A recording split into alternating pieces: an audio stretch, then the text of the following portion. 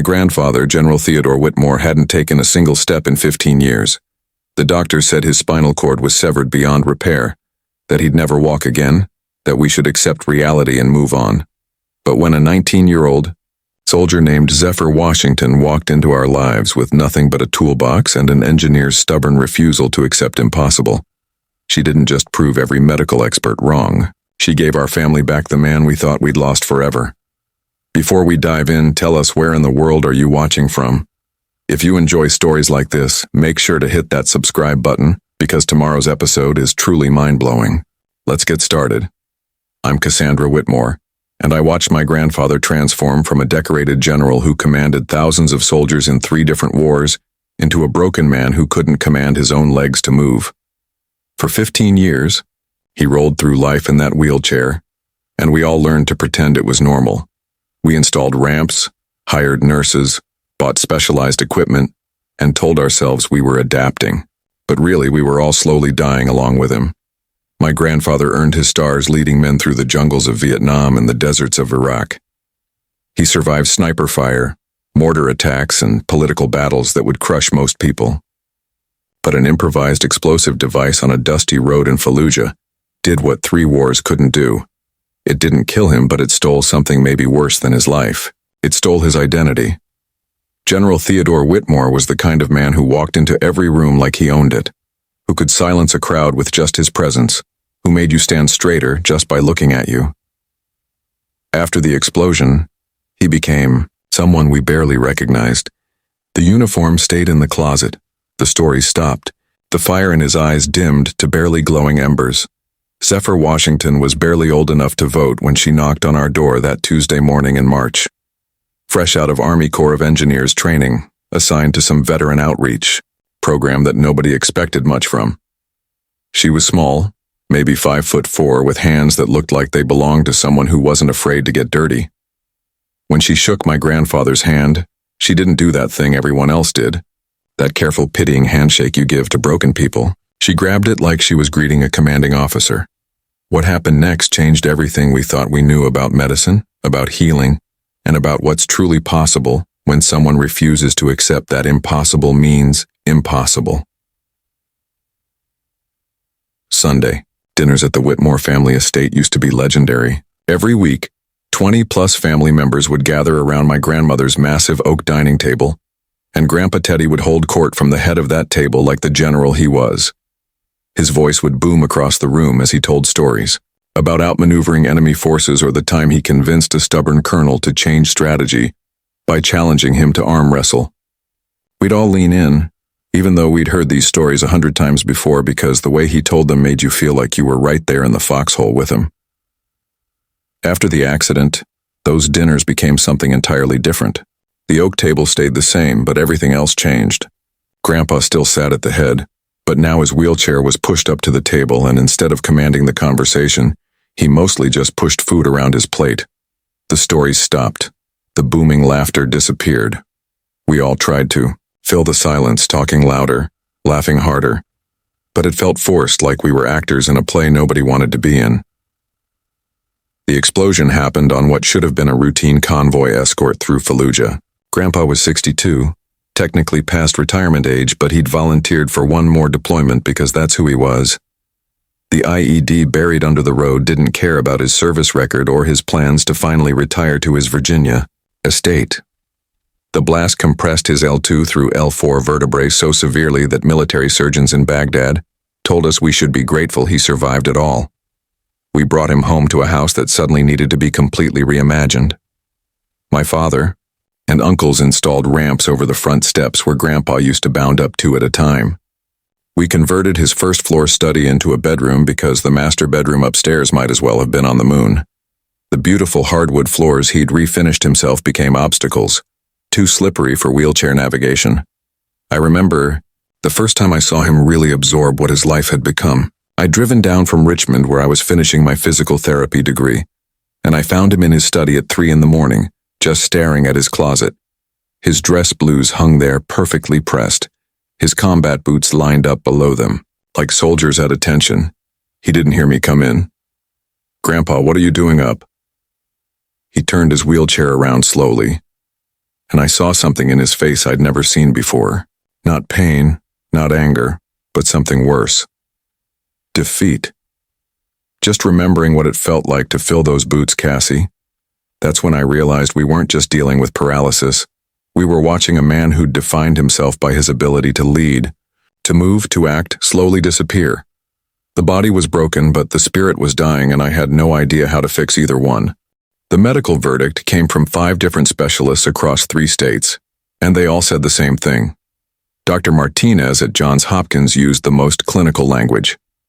Complete spinal cord transection with 0 motor function below L2. Dr. Chen in Atlanta was more direct. The damage is irreversible. You need to focus on adapting to permanent paralysis. The specialist in Boston didn't even sugarcoat it. Miracles don't happen in neurology, General, I'm sorry.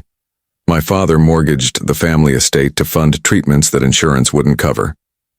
We flew Grandpa to Switzerland for experimental stem cell therapy that cost $40,000 and produced exactly 0 results. We tried electrical stimulation therapy in California, hyperbaric oxygen treatments in Florida, and even took him to a faith healer in Texas that my grandmother found online. Nothing worked. If anything, each failed treatment seemed to crush him a little more. The real breaking point came 18 months after we'd exhausted every medical option. I'd driven down for Sunday dinner, but when I arrived, the dining room was empty. My grandmother was in the kitchen crying into a dish towel, and my father was pacing the hallway like a caged animal. "Where's Grandpa?" "In his study," my father said. "He's been in there for 3 days. Won't eat, won't talk, won't let anyone in except to use the bathroom." I knocked on his study door, and after 5 minutes of silence, I heard the electric whir of his wheelchair. When the door opened, I barely recognized him. He'd lost maybe 30 pounds, his face was gaunt, and his eyes had that hollow look you see in people who've given up completely. "Grandpa, you're scaring everyone." "Good. Maybe they'll finally understand this isn't living, Cassie. This is just existing until I die." He rolled back to his desk where something made my blood freeze. His service pistol was lying there next to a stack of old military medals, like he was taking inventory of his life before making a final decision. I used to lead 3,000 men into battle. I made decisions that saved lives, won wars, mattered. Now, I can't even get from my bed to the bathroom without calling for help like a child. That night, our family held an emergency meeting in the kitchen while Grandpa stayed locked in his study. My father wanted to move him to a long-term care facility where professionals could watch him around the clock. My grandmother suggested selling everything to fund more experimental treatments, even though we all knew we'd already tried everything. My Uncle Marcus, always the practical one, quietly suggested we might need to have Grandpa committed for psychological evaluation. I sat there listening to them plan my grandfather's surrender, and something inside me rebelled. This was General Theodore Whitmore, the man who'd never retreated from anything in his life. But for the first time since I'd known him, he was ready to surrender, and we were helping him do it. Zephyr Washington arrived on a rainy Tuesday morning in March as part of something called the Veterans Recovery Outreach Program, which sounded like another feel-good initiative that would accomplish nothing. My father had signed us up for it months earlier during one of his desperate phases, and we'd honestly forgotten about it until she knocked on our door. She was nothing like what we expected. Most of the counselors and therapists who'd visited us over the years came with soft voices and careful smiles, treating Grandpa like fragile china that might shatter if they spoke too loud. Zephyr walked into our living room like she was reporting for duty. She was small, maybe 5'4", but she carried herself with the kind of confidence that made the room feel smaller. "General Whitmore, I'm Private Washington Army Corps of Engineers. I've read your service record and your medical files. With your permission, I'd like to take a look at this situation." The way she said situation instead of condition or disability was the first sign she thought differently than everyone else. Grandpa was wheeled in by my grandmother, and I watched his face carefully. He'd grown tired of meeting new people who wanted to help him, but something about Zephyr's directness seemed to catch his attention. "Another therapist?" he asked, but not with his usual dismissive tone. "No, sir. I'm an engineer. I solve problems that other people say can't be solved." She spent the first hour studying his medical files with the intensity of someone reading battle plans. She asked technical questions that none of the other specialists had bothered with. How much sensation did he have below the injury? Could he feel pressure, temperature changes, vibration? Had anyone tested whether his muscles could still receive any neural signals at all? The doctors said the spinal cord was completely severed, my father explained. The doctor said a lot of things, Zephyr replied without looking up from the files. But engineers deal with facts, not assumptions. What she proposed sounded like science fiction. Instead of trying to repair the damaged spinal cord, she wanted to work around it. She compared it to bypassing destroyed infrastructure in a war zone. If the main road is blown up, you don't spend months rebuilding it. You find another route. General, you spent your career teaching soldiers to adapt and overcome when the original plan failed.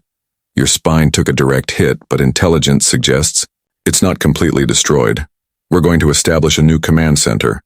The family exchanged skeptical looks. We'd heard promises before from people with impressive credentials and expensive treatments. But Grandpa leaned forward in his wheelchair, and for the first time in months, I saw a flicker of the old fire in his eyes. What exactly are you proposing? Private? 3 months of intensive retraining using a combination of electrical muscle stimulation, strategic resistance work, and mental conditioning. Full-time commitment from both of us. No guarantees except this. I won't quit if you won't. Quit. Without hesitation, Grandpa extended his hand. When do we start, soldier? For 8 weeks, nothing happened. Every morning at 0600, Zephyr would wheel Grandpa down to the basement where she'd set up what looked like a military field hospital, crossed with an electronics workshop. She attached electrodes to his legs, ran electrical currents through muscles that hadn't moved in 15 years, and put him through exercises that seemed pointless to everyone watching. Grandpa would strain and sweat and concentrate so hard his face turned red, but his legs remained completely still. My father started making comments about wasted time. My grandmother worried we were putting Grandpa through unnecessary torture. I began documenting everything partly from professional curiosity, partly because I was watching my grandfather pour every ounce of remaining hope into something that looked increasingly impossible. On a Thursday morning in May, everything changed. In the space of 3 seconds, Zephyr was running her usual routine, electrical stimulation on Grandpa's left leg while he concentrated on trying to move his toes. She'd done this exact same exercise hundreds of times before. But this time, as I watched through the basement window, something different happened. His big toe moved. Not from the electrical current, not from Zephyr manipulating it. It twitched on its own, responding to a direct command from his brain. Dropped my coffee mug on the kitchen floor and ran downstairs. Zephyr was staring at Grandpa's foot with the intense focus of a bomb technician, but her voice stayed completely calm. General, I need you to do that again. Grandpa's face was pale, his hands gripping the armrests of his wheelchair so hard his knuckles were white. He stared at his foot like it belonged to someone else, then closed his eyes and concentrated again. The toe moved. Definitely, unmistakably moved. Holy Mother of God, Grandpa whispered. Within minutes, the basement was full of people. My grandmother was crying and trying to call my father at work. My Uncle Marcus was recording everything on his phone. But Zephyr remained completely focused, like this was exactly what she'd expected to happen. This is just the beginning, General. That toe just followed a direct order from your brain. Your command center is coming back online. 3 weeks later, she called the whole family to the basement for what she called a mission demonstration. Grandpa was positioned between parallel bars that Zephyr had installed along one wall. She stood behind him, hands ready to catch him if he fell. General Whitmore, on my mark, you're going to stand up. What happened next defied every medical opinion we'd received for 15 years. Grandpa planted his hands on the parallel bars, took a deep breath, and slowly, impossibly, lifted himself out of that wheelchair. His legs shook violently, but they held his weight. Now take a step forward, sir. His right foot moved 6 inches, then his left foot followed, then another step, and another. General Theodore Whitmore, who hadn't walked in 15 years, was walking across our basement like a newborn, learning to use his legs for the first time.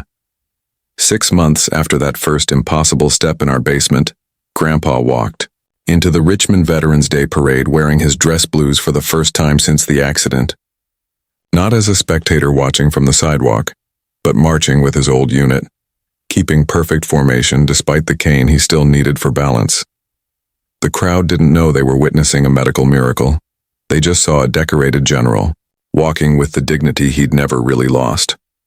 Zephyr received a commendation from the Army Corps of Engineers and a full scholarship to pursue biomedical engineering at MIT.